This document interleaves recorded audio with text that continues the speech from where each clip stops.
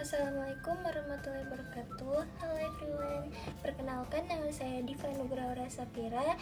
Saya dari kelas A1 dengan NPM 247053629. Di sini saya akan menjelaskan penggunaan APD dari bahaya fisik, bahaya kimia, dan bahaya biologi.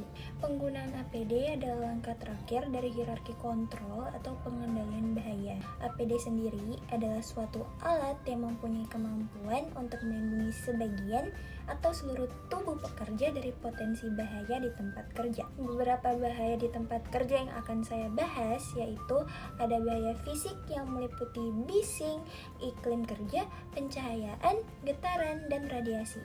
Selanjutnya ada bahaya kimia dan bahaya biologi yaitu uap, gas, debu, dan mikrobiologi. Masuk ke pembahasan APD dari bahaya fisik yang pertama yaitu bising. Kebisingan di tempat kerja merupakan bahaya pekerjaan yang selain memengaruhi pendengaran juga dapat menyebabkan kelelahan, stres, kesulitan tidur, gangguan kardiovaskular, hingga menurunkan kualitas kerja. Untuk mengurangi risiko tersebut dapat diantisipasi dengan menggunakan APD, yaitu yang pertama ada earplugs atau sumbat telinga. Earplug ini berfungsi untuk menjaga telinga dari paparan suara bising dan untuk menurunkan risiko terkena berbagai penyakit telinga. Earplug itu ada berbagai macam, jadi saya akan menjelaskan cara pakai salah satu earplug. Cara pakainya yaitu gulung earplug menjadi lebih kecil, tarik telinga ke belakang atau ke atas, masukkan earplug ke dalam telinga, tahan selama 30-40 detik hingga earplug menutupi saluran telinga. APD yang kedua adalah earmuff atau penutup telinga. Fungsi dari earmuff sendiri itu sama aja dengan earplug, namun earmuff itu dapat memberikan perlindungan yang lebih besar daripada earplug. Bahaya yang kedua yaitu iklim kerja. APD yang digunakan untuk melindungi pekerja dari bahaya iklim kerja itu tergantung pada jenis lingkungan kerja dan potensi bahaya yang ada. Jadi pada saat cuaca panas dan cuaca dingin itu memiliki APD yang berbeda. Kalian pernah gak sih pada saat cuaca yang panas tubuh kalian tuh berkeringat dalam jumlah yang banyak? Nah itu alasannya karena pada saat cuaca panas itu dapat memicu tubuh kita heat stress dan tubuh itu merespon dengan melakukan pendinginan melalui kemunculan keringat. Dengan begitu, pekerja bisa menggunakan APD berupa pakaian tipis dan warna yang lebih cerah karena warna gelap bisa menyerap panas. Sedangkan pada saat cuaca dingin itu berbanding terbalik dengan cuaca panas, karena pada saat cuaca panas tubuh kita melakukan pendinginan, sedangkan pada cuaca dingin tubuh itu mengeluarkan panas. Tubuh kita mengeluarkan panas akibat terkena dingin terus-menerus yang akan mempengaruhi kemampuan tubuh untuk menghasilkan panas sehingga mengakibatkan hipotermia. APD yang dapat digunakan adalah topi, sarung tangan, penutup leher, masker, alas kaki, kaos kaki ekstra, jaket, selimut, dan pakaian ganti. Bahaya yang ketiga yaitu pencahayaan. APD yang dapat digunakan yang pertama ada kacamata safety. Kacamata safety untuk melindungi mata dari radiasi cahaya non-ionisasi, misalnya sinar UV. Pilihlah kacamata safety yang sesuai dengan ukuran wajah dan jenis bahaya yang dihadapi. Dan pastikan juga kacamata menutupi mata dengan rapat. Kedua, ada kacamata las.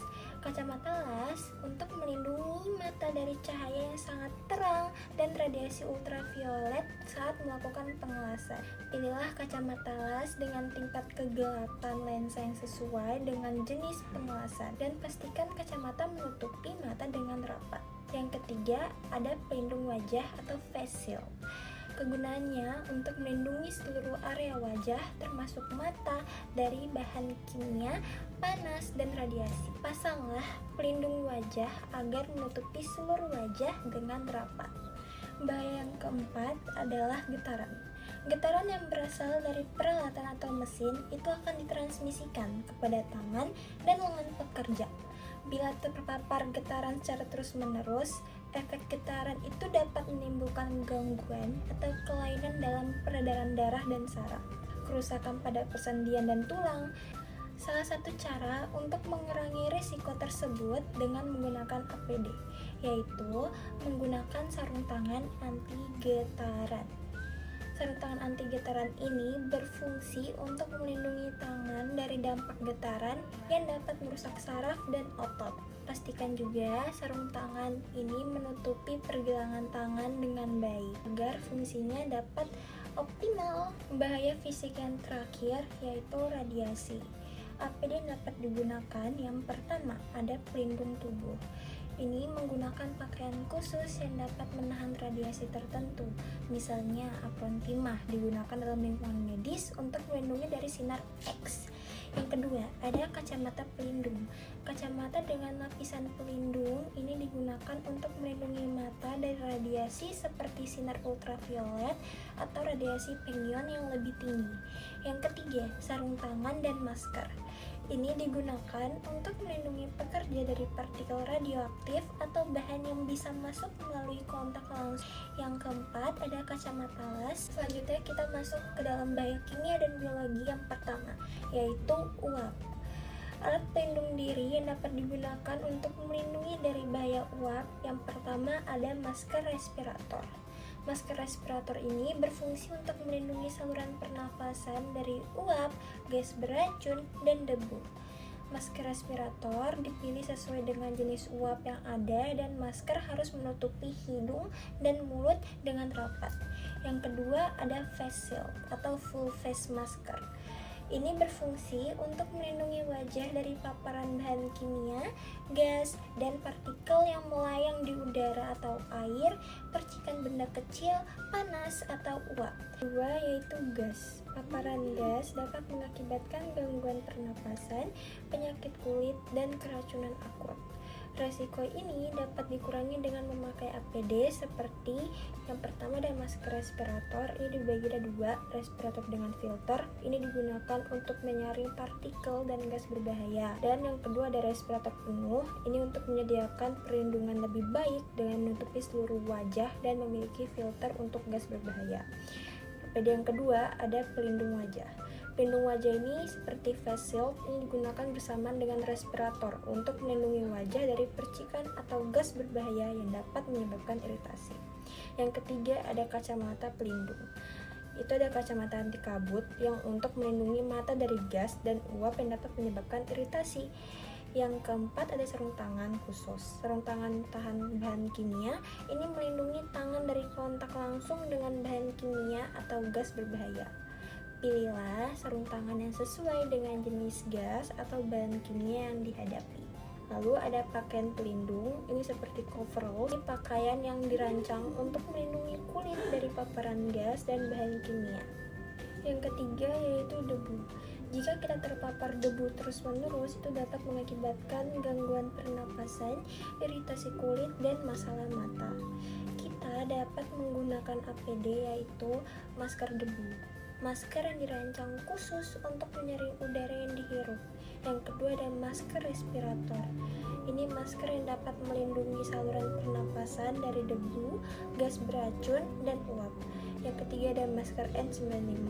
Ini masker yang dapat melindungi dari debu PM2.5. Masker dipilih sesuai dengan jenis debu. Pastikan masker itu menutup mulut, hidung, sehingga fungsinya berjalan dengan baik. Lalu ada kacamata pelindung, ini untuk melindungi mata dari debu. Kacamata menutupi mata dengan rapat dan sesuaikan tali pengikat agar kacamata tidak mudah lepas dan terjatuh. Lalu rompi pelindung untuk melindungi tubuh bagian atas dari debu. Yang terakhir yaitu mikrobiologi. Pelindungan terhadap paparan mikroorganisme, patogen, dan bahan biologis lainnya itu sangat penting untuk menjaga kesehatan dan keselamatan pekerja. Maka dari itu diperlukan APD untuk mengurangi risiko tersebut. Yang pertama adalah jas lab. Ini untuk melindungi tubuh dari percikan bahan kimia, bahan kultur, dan kontaminasi mikroorganisme. Yang kedua ada sarung tangan latex atau nitril, ini untuk melindungi tangan dari kontak langsung dengan bahan kimia, kultur, dan sampel. Yang ketiga ada masker, ini untuk melindungi saluran pernapasan dari partikel udara yang mengandung mikroorganisme. Yang keempat ada kacamata safety, ini melindungi mata dari percikan bahan kimia, kultur, dan sinar UV dari lampu bunsen. Yang kelima ada sepatu tertutup, ini untuk melindungi kaki dari tumpahan bahan kimia dan mencegah kontaminasi lingkungan. Cara memakainya yaitu cuci tangan, kenakan jas lab, sarung tangan, kenakan masker, kacamata safety, dan sepatu yang tertutup. Jangan lupa memakai APD. Sekian, terima kasih.